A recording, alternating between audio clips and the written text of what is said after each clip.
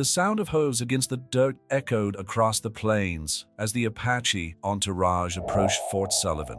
Black Hawk, mounted on his imposing black Mustang, led the group with the characteristic dignity of a tribal chief. His dark, penetrating eyes carefully watched every movement of the soldiers guarding the wooden fortification built less than 2 years ago on that disputed piece of Colorado territory.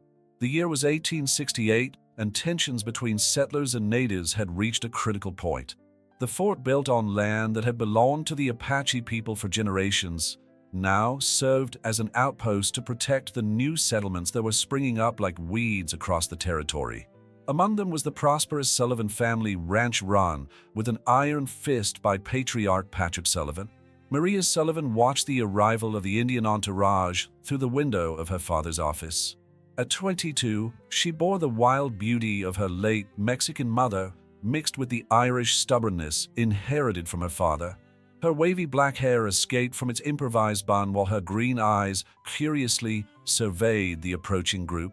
"I don't want you anywhere near those people, Maria," Patrick Sullivan declared without taking his eyes off the papers on his desk.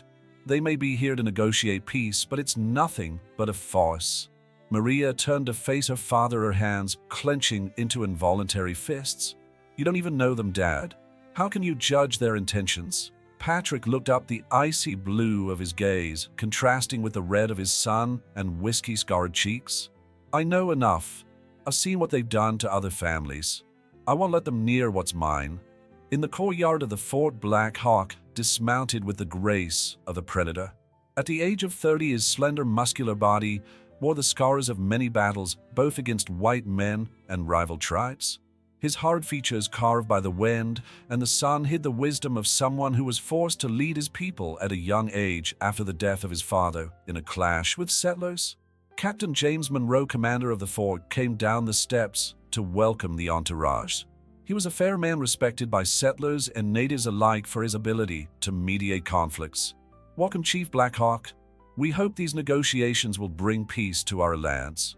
"Peace," Black Hawk replied in a fluent English that surprised many of those present, "only exists when there is mutual respect, Captain. My people want peace, but not at the expense of our dignity." It was at this point that Maria, defying her father's orders, went out into the courtyard. The evening sun turned her hair into a halo of fire, and for a brief moment her and Hawkeye's gazes met. It was as if time stood still, frozen in a moment of mutual recognition that transcended the barriers of their cultures. Patrick Sullivan had also arrived at the fort, his dominating presence causing waves of tension among those present. As one of the largest landowners in the region, his influence was considerable and his opinion of the natives was well known.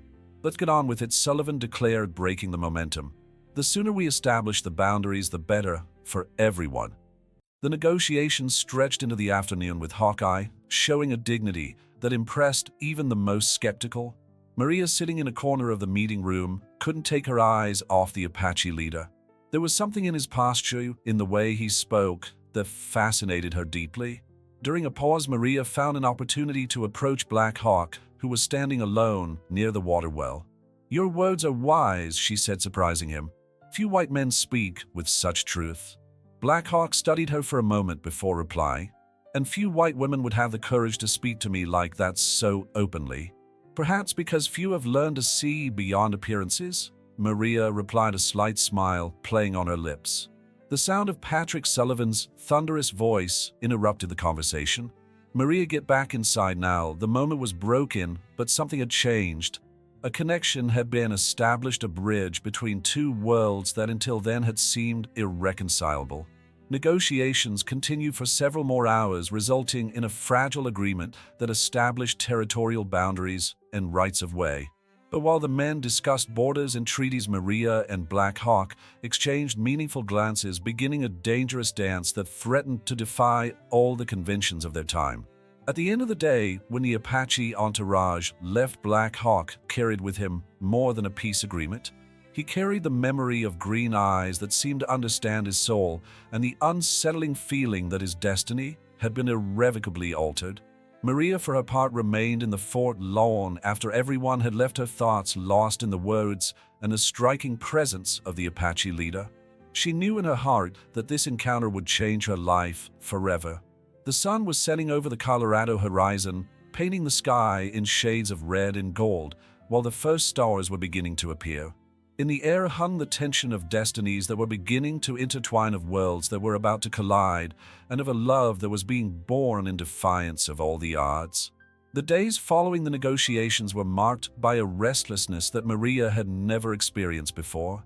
At night, her dreams were filled with deep looks and unspoken words, while her days dragged on in a routine that now seemed empty of meaning. The Sullivan Ranch, once her safe haven, had turned into a gilded prison. Determined to find a way to see Black Hawk again, Maria began riding alone in the mornings, always towards the creek that marked the border established during the negotiations. Her father, busy with the business of the ranch and convinced that his daughter was just keeping up her usual habit, didn't suspect her true intentions. It was during one of these mornings, when the dew still covered the tall grass of the prairie, that Maria spotted him again. Black Hawk was alone, his horse drinking water from the stream. For a moment she hesitated, her heart beating so hard that it seemed to want to escape from her chest. "You've been coming here every day," he said without turning around, his deep voice carrying a tone of amusement. "My scouts told me." Maria dismounted from her horse, feeling her legs tremble slightly. "And you decided to show up just today?" "I was testing your persistence," Black Hawk replied, finally turning to face her. "My people believe that true strength is revealed through patience." The meeting, though brief, was the first of many. Over the next few weeks, they developed a careful ritual meeting in the early hours of the morning, when the world still seemed to be asleep.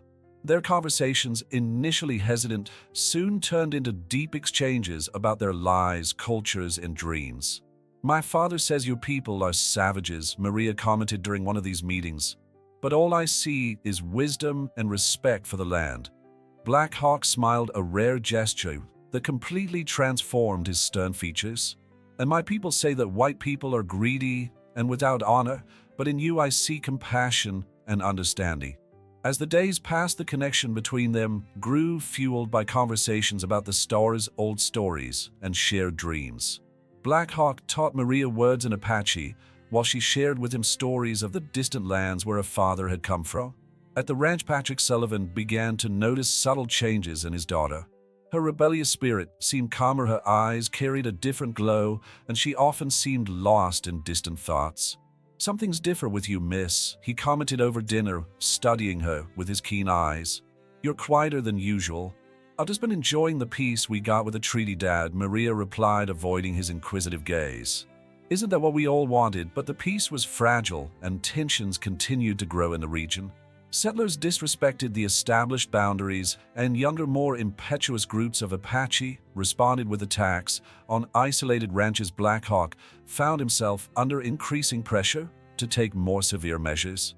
"My people are restless," he confessed to Maria in one of their meetings. "The young warriors want to fight, and the elders fear that we will lose everything if we don't defend our lands." Maria felt the weight of his words. "And what does your heart say?" "My heart," Black Hawk gently touched her face, a gesture so gentle it made her eyes fill with tears. "My heart speaks a language I never thought I'd understand." The love between them grew like a silent river, deep and inevitable. Each encounter brought them closer together, making it impossible to deny what they felt. But they both knew that their love would face obstacles that seemed insurmountable. The situation became complicated when John Miller, one of the Sullivan Ranch foremen, spotted Maria returning from one of her secret meetings. His loyalty to Patrick Sullivan led him directly to his boss with the information. "Mr. Sullivan," he said, removing his hat as a sign of respect, "there's something you need to know about your daughter." Patrick, who was in his office reviewing cattle sales contracts, looked up. "Speak up, Miller." "Your daughter, she's been meeting someone in the mornings, near the border stream." Miller hesitated before continuing. "With the Apache chief." The silence that followed was more terrifying than any outburst of anger. Patrick Sullivan slowly placed his pen on the table, his face taking on a deathly pallor. "How long?" His voice came out as a dangerous whisper. "A few weeks, as far as I can tell, sir." Patrick stood up, walking over to the window. His reflection in the glass showed a man consumed by an icy fury. "Get the men ready, Miller. Don't tell anyone, yet especially Maria." but I want our best snipers ready. Sir, that savage isn't going to steal my daughter, Patrick declared, his voice laden with deadly determination. If he wants war, it's war he'll get. Meanwhile, unaware of the storm brewing, Maria and Black Hawk said goodbye to yet another encounter, their hearts heavy with the certainty that their love, though true and deep, had been born into a world that wasn't ready to accept it. I'll be back tomorrow, Maria promised, her hands entwined in his. And I'll be waiting, Black Hawk replied, knowing in his heart that every moment stolen with her was worth all the risks.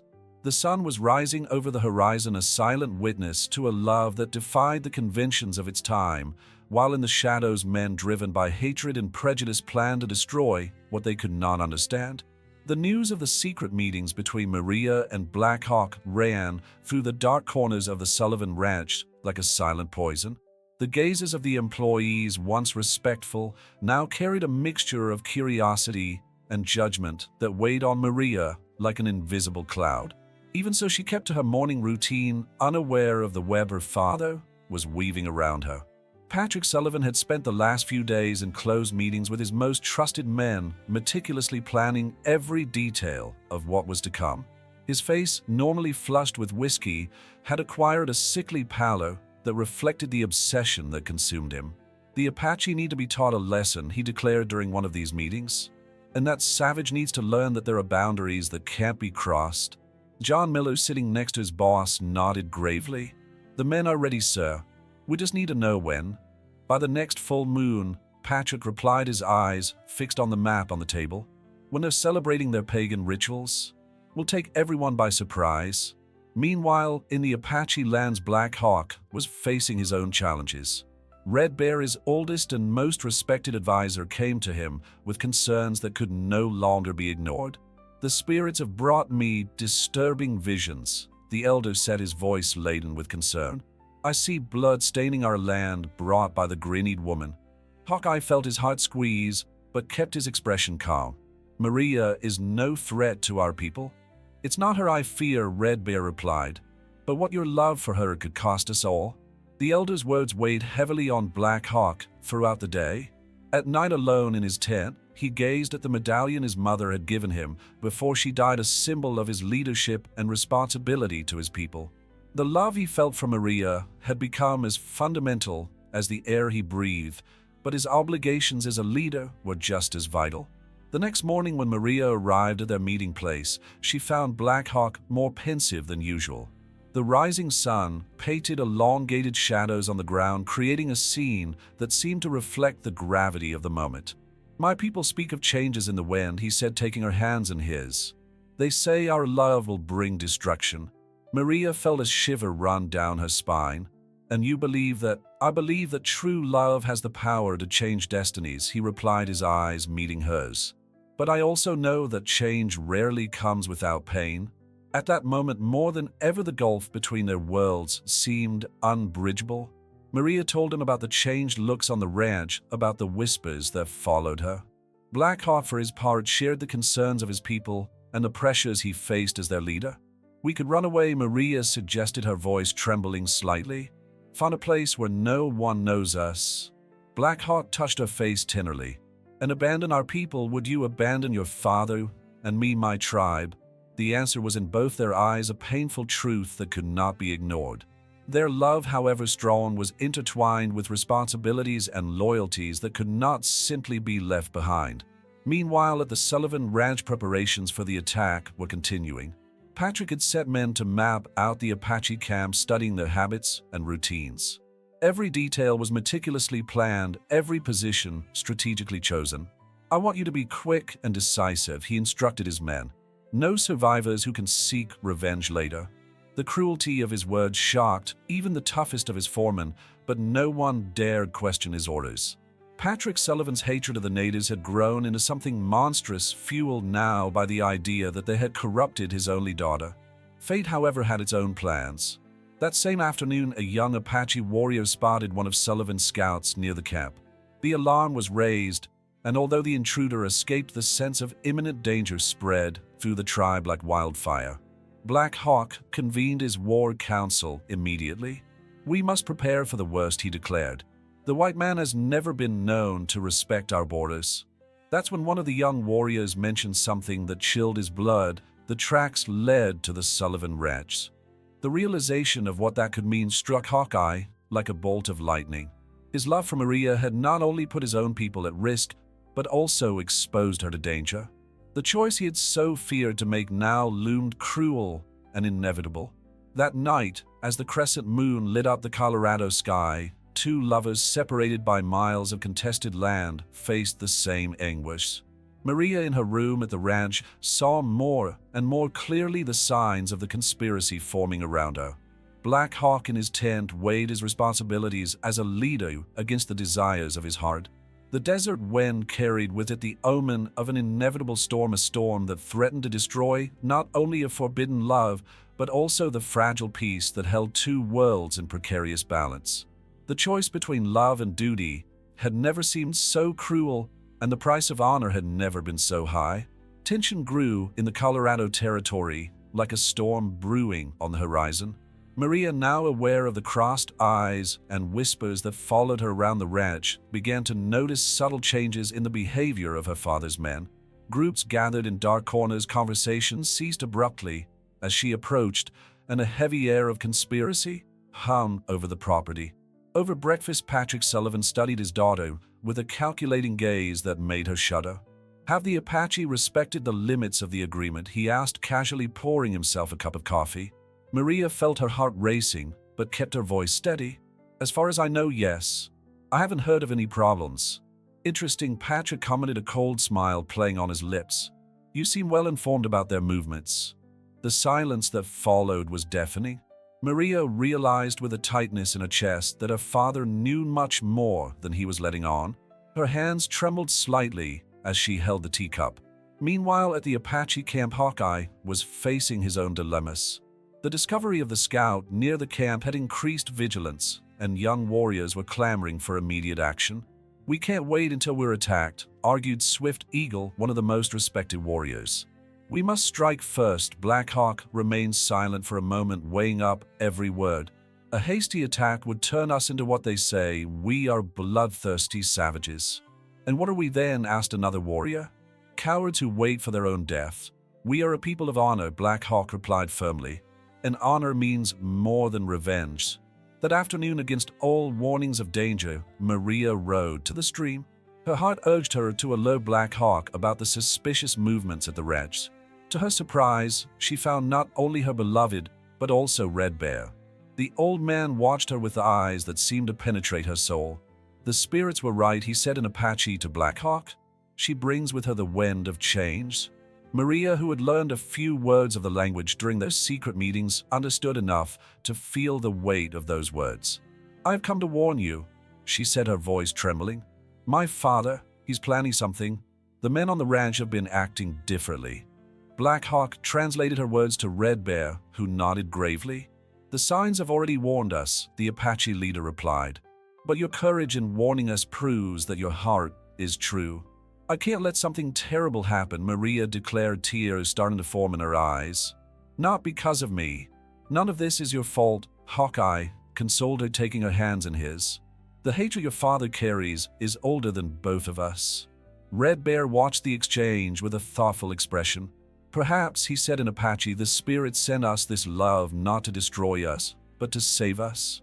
The afternoon progressed, and the shadows began to lengthen when Maria finally decided to return to the ranch. Before leaving, she shared with Hawkeye everything she had noticed: the secret meetings, the movement of weapons, the interrupted conversations. "The full moon is approaching," she warned. "I've heard mentions of it. Please be careful." On the way back, Maria was surprised by the presence of John Miller, who seemed to be waiting for her. "Miss Sullivan," he said with false cordiality, "your father is worried about your solitary walks." "There's nothing to worry about," she replied dryly, trying to get past him. "On the contrary," Miller retorted, his tone changing to something darker. "There's plenty of cause for concern when the boss's daughter gets in a bed with savages." Maria felt as if she had been slapped. "How dare you?" she hissed, her voice shaking with anger. "I'm only doing my duty to protect the interests of the Sullivan family," he replied with a wicked smile. "Your father will know about your outing today." That evening dinner at the Sullivan home was an exercise in restrained tension. Patrick watched his daughter with a look that alternated between disappointment and controlled fury. Maria barely touched her food, her stomach churning with anticipation of what was to come. "You've disappointed me deeply," Patrick finally declared, breaking the oppressive silence. "I thought I'd raised you better than that." "The only disappointment here," Maria replied, raising her chin in defiance, "is seeing how hatred can blind a man I've always admired." Patrick slammed the table hard, making the cutlery clink. "Hatred? You call it hatred to want to protect what's ours, protecting you from your own foolishness? What do you plan to do, Dad?" Maria asked directly, her green eyes shining with restrained tears. "What kind of violence do you intend to bring to these lands?" "The kind necessary to maintain order," he replied coldly. "And you'll be locked in your room until it's all over." Her father's words confirmed her worst fears. That night, alone in her room, Maria began to plan her own strategy. If she couldn't stop what was coming, she had to find a way to minimize the bloodshed. The moonlight streamed in through her bedroom window, reminding her that time was running out. The full moon was approaching, and with it the promise of violence that threatened to destroy not only her love, but also the fragile peace that existed in those lands. The crescent moon illuminated the Apache camp while Black Hawk sat in front of his tent, his eyes fixed on the flames of the campfire that danced before him. Maria's words about Patrick Sullivan's plans weighed on his heart like stones, but it was the responsibility for his people that truly tormented him. Red Bear approached silently, taking a seat next to the young leader. "The spirits are restless tonight," the elder commented, his voice laden with ancient wisdom. "As are you, my son. How can I choose between my people and my heart?" Hawkeye asked, his low voice revealing the depth of his anguish. "The love I feel for Maria is true, but my responsibility to our tribe." "Sometimes," Red Bear replied, "what seems like an impossible choice is actually a path to something greater than ourselves." At the Sullivan Ranch, Maria was locked in her room, but her mind was working feverishly. Through the window, she watched the incessant movement of men carrying weapons and supplies, preparing for what her father planned. The crescent moon, the same one that illuminated her beloved, seemed to mock her helplessness. With renewed determination, Maria began to rummage through her room in search of anything that might help her escape. Her old skipping rope, hidden for years under the loose floorboards, could be her salvation. Working silently, she began to test the strength of the braided fabric. At the fort, Captain James Monroe was receiving worrying information about suspicious movements on both the Sullivan Ranch and the Apache lands. His duty was to keep the peace in the region, but something told him that events beyond his control were about to unfold. "Sir," a young soldier entered his office, "scouts report that Sullivan has gathered more than 20 armed men on his ranch." Monroe sighed heavily. "What about the Apache? They've increased their patrols, sir. They seem to be preparing for something." The captain stood up, walking over to the map hanging on the wall. The peace he had worked so hard to build was about to crumble, and he felt powerless to stop it. Meanwhile, John Miller was organizing Sullivan's men into strategic groups. "The boss wants you to be quick and decisive," he instructed. "When the moon is full, we'll attack from 3 different directions. There must be nothing left of the camp." The men listened in silence, some showing discomfort at the brutality of the plan, others anxious about the violence to come. Miller noticed the hesitant expressions and added, "Remember, they're savages. They deserve no mercy." In the solitude of her room, Maria finally managed to tie her makeshift rope.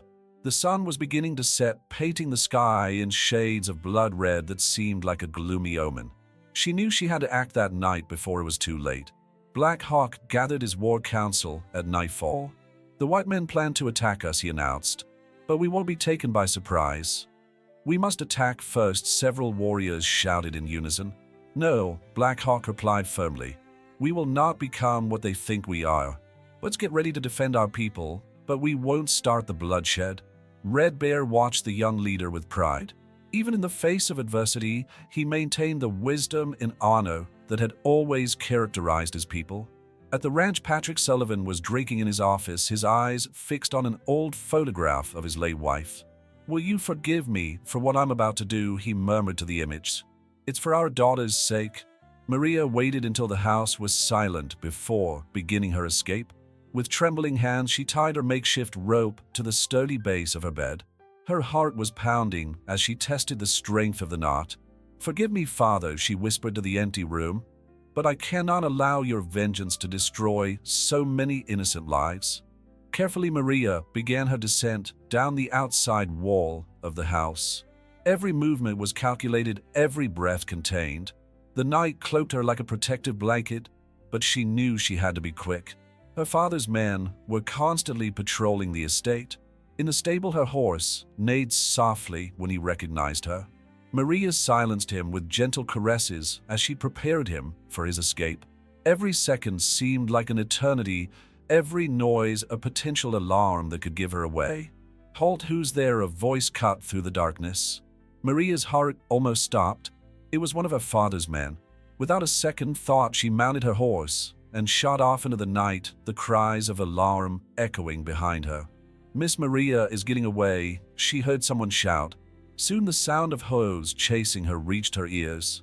Patrick Sullivan was snapped out of his melancholy contemplation by the screams.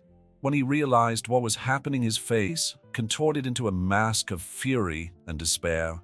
"Bring her back," he thundered to his men, "and go ahead with the plans. We attack tonight."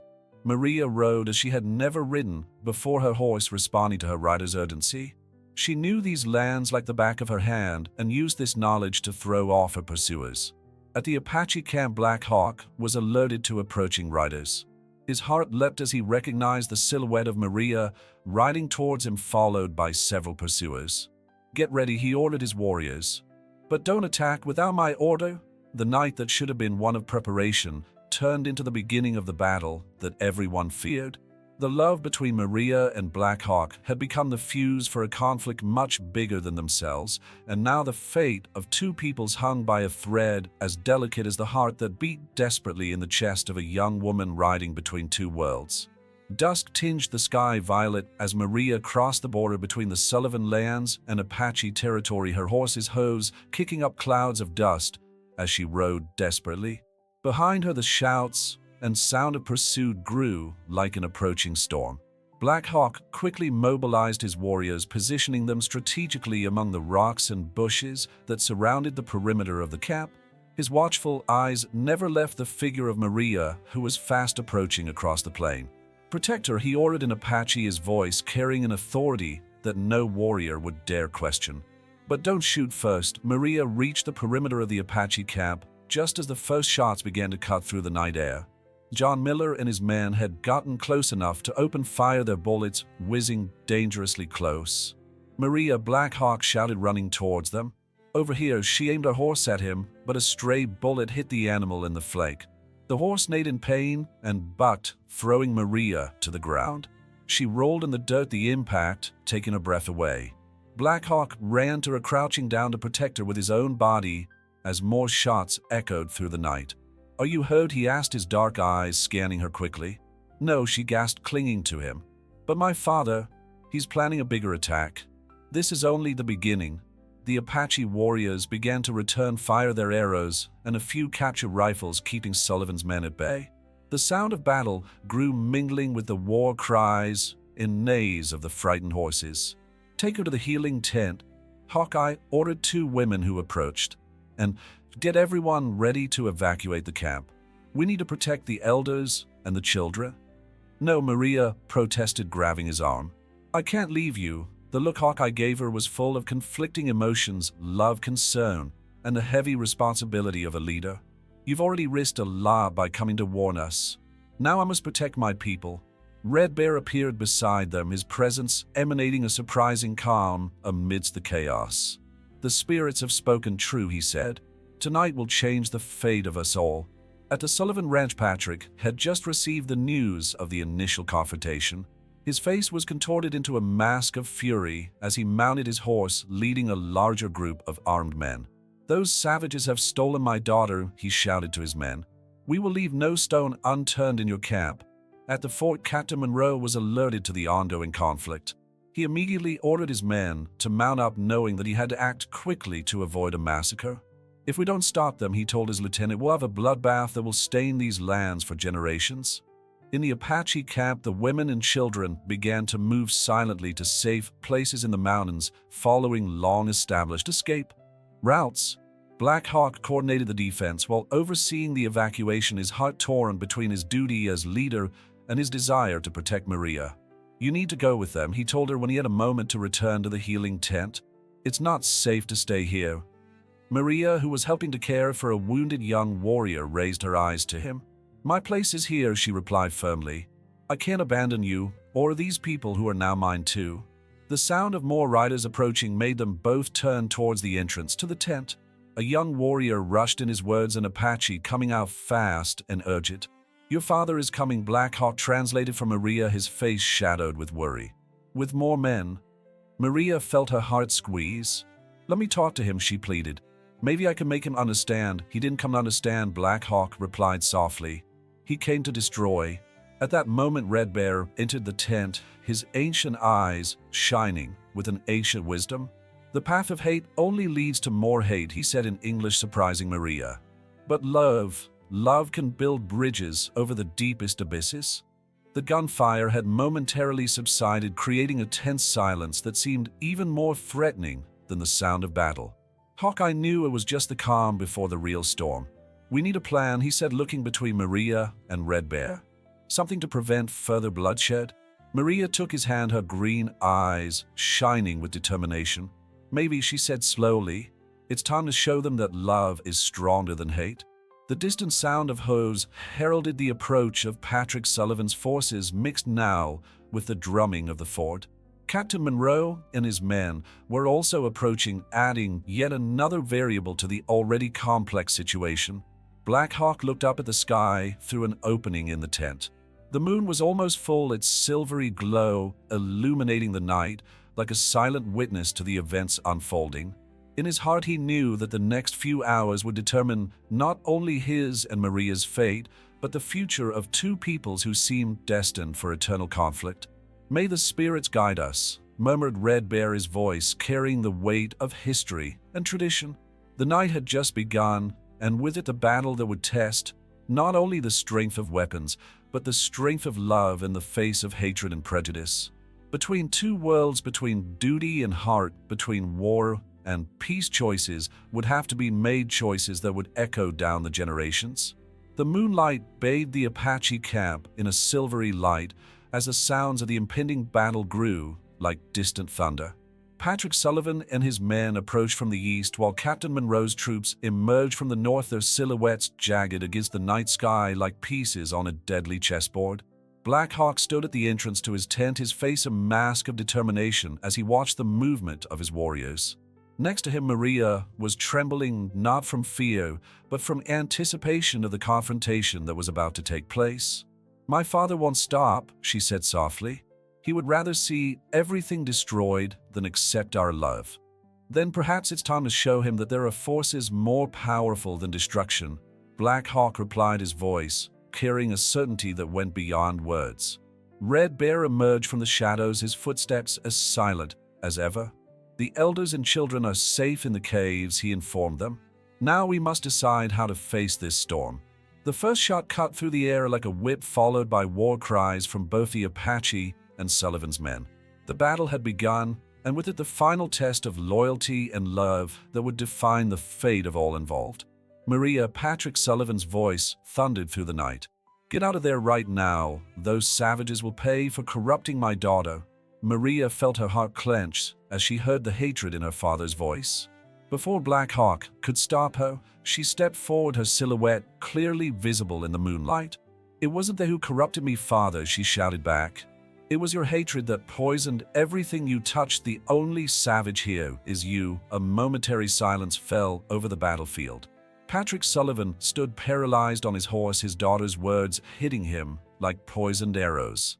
Captain Monroe took advantage of this moment to make his own entrance. Sullivan, his commanding voice cut through the night. "Put down your weapons. This land is under the jurisdiction of the United States Army." "To hell with your jurisdiction," Sullivan replied. "They stole my daughter." Black Hawk stepped forward, placing himself next to Maria. "Nobody stole anything," he declared in clear, strong English. "Love cannot be stolen or forced. It simply exists." The Apache warriors, following their leader's example, held their positions, but did not attack. The tension in the air was palpable like electricity before a storm. "Maria," Patrick called out again, his voice now laced with an emotion he was struggling to control. "You're my only daughter. Everything I've done has been to protect you." "Protect me from what, Dad?" Maria replied, tears streaming down her face. "From love, from happiness, or from the truth that your heart has become as hard as the rocks in this desert?" Monroe took advantage of the emotional exchange to approach, slowly signaling his men to hold their positions. "Gentlemen, enough blood has been spilled in these lands. Perhaps it's time we listen to each other." Red Bear, who observed everything with the wisdom of many moons, then spoke in his deep voice. "The spirits have shown us this path. The love between Black Hawk and Maria is not a curse, but a blessing, a bridge between two worlds that have long been separated." John Miller, ever the provocateur, raised his rifle. "Let's not listen to that pagan drivel. We came here to put that gun down, Miller," Monroe ordered with authority. "The next man who shoots will be held accountable to martial law." Patrick Sullivan dismounted from his horse, his slow movements revealing the weight of the years and decisions that had brought him here. His eyes, once clouded with hatred, now showed confusion bordering on despair. "How can I accept it?" he asked, more to himself than to the others. "How can I watch my only daughter join those who what, Dad?" Maria interrupted, taking a step towards him. "Those who have shown me more honor and respect than many white men, to those who live in harmony with this land you so desire to possess." Black Hawk stood beside her, his presence an anchor of strength and dignity. "I don't ask you to accept me," he told Sullivan. "I ask only that you accept your daughter's heart, which is wise enough to see beyond the differences that separate us." The silence that followed was profound, broken only by the gentle blowing of the desert wind. The moon continued its journey across the sky, a silent witness to a moment that could change the fate of everyone present. Monroe seized the moment to approach Sullivan. "Patrick," he said softly, "look around you. Do you see any savages here? Or do you see only men and women fighting for the right to live and love?" The captain's words seemed to strike something deep in Sullivan. His shoulders slumped slightly, as if an invisible weight was beginning to dissipate. "Your mother," he said to Maria, his voice trembling. "She always said that love was stronger than pride. I never really understood what she meant, until now." Maria felt her heart expand with hope. Slowly she approached her father, Black Hawk, a few steps behind her, respecting the moment between father and daughter. "She also taught me," Maria said softly, "that true love knows no boundaries, sees no color or race. It simply is." The night seemed to hold its breath as Patrick Sullivan faced the decisive moment of his life. His gaze wandered from his daughter's face to the man she had chosen to love, and for the first time, he allowed himself to see beyond the prejudices that had poisoned his heart for so long. The full moon shone down on them all, illuminating a battlefield that was gradually turning into a place of possible reconciliation. The fate of two peoples, two lovers, and a father fighting his own demons hung by a thread as delicate as the last ray of hope in the human heart. Dawn found the Apache camp in a tense silence, like the calm that follows a great storm. The night of confrontation had turned into a restless vigil, with Patrick Sullivan and his men camped at a respectful distance, while Captain Monroe and his troops maintained an intermediate position, ensuring that the fragile truce was sustained. Maria watched the rising sun from the entrance to Red Bear's tent, where tribal elders were meeting to discuss the future that lay before them. Black Hawk was among them, his deep voice occasionally standing out amid the discussions in Apache. Even without understanding all the words, she could feel the weight of the decisions being made. "The winds of change are blowing strong this morning," Red Bear told her in his hesitant English. "Your father, he bears many scars on his heart." "Yes," Maria replied softly. "My mother's death changed him profoundly. He turned his grief into hatred, and that hatred almost destroyed everything." On the other side of the camp, Patrick Sullivan walked alone, his steps slow and thoughtful. The night of reflection had brought back long-buried memories, his beloved Mexican wife killed during an attack by bandits years ago, and how he had mistakenly directed his rage against the natives, turning his pain into blind prejudice. Captain Monroe approached him, offering a canteen of water. "Rough night, Patrick," James Sullivan replied, accepting the canteen. "How did we allow it to come to this?" "Hatred is a cruel master," Monroe replied. "It blinds us to the simplest truths. At that moment, Black Hawk emerged from the elder's tent, his serene expression masking the intensity of the emotions he carried. He walked directly to where Sullivan was standing, stopping a few steps away. "The elders wish to speak with you," he announced, "if you're willing to listen." Sullivan hesitated, his eyes meeting those of Maria, who was now approaching. "What, because it's time to heal old wounds," Hawkeye replied. "And because your daughter is part of our people now, just as we wish to be part of your family." The moment was delicate, loaded with meaning. Patrick Sullivan, the man who had sworn to destroy the Apache, was now faced with a choice that could change not only his fate, but that of everyone around him. "Dad," Maria called softly. "Mom always said that forgiveness is the first step to healing." His daughter's words hit Sullivan like a ray of light through decades of darkness. With a hesitant nod, he agreed to follow Black Hawk to the elder's tent. The inside of the tent was smoky with sacred herbs, and the circle of elders sitting in silence commanded a natural respect. Red Bear, a spokesman for the elders, began to speak with Black Hawk, translating his words. "Your heart carries a lot of pain," the elders said. "We know that pain too. We have lost families, lands, traditions. But we have learned that hatred only breeds more hatred." Sullivan listened, his defenses slowly crumbling in the face of these men's ancient wisdom. When Red Bear offered the sacred pipe, his hands shook slightly as he accepted it. Outside, Maria and Captain Monroe watched as the sun rose in the sky, bringing with it the promise of a new day. John Miller and some of the men most loyal to Sullivan were restless, but the firm presence of the fort's troops maintained order. "You really love him, don't you?" Monroe asked Maria, referring to Black Hawk. "With all my heart," she replied without hesitation. "And he loves me with an honor and respect that many white men could learn." Inside the tent, the peace ceremony continued. The elders shared stories of their own losses, of moments of hatred overcome by wisdom and understanding. Sullivan, for his part, found himself talking about his wife, about the love that had united them despite their cultural differences, and about how her death had transformed him into a man consumed by bitterness. "Your daughter has the same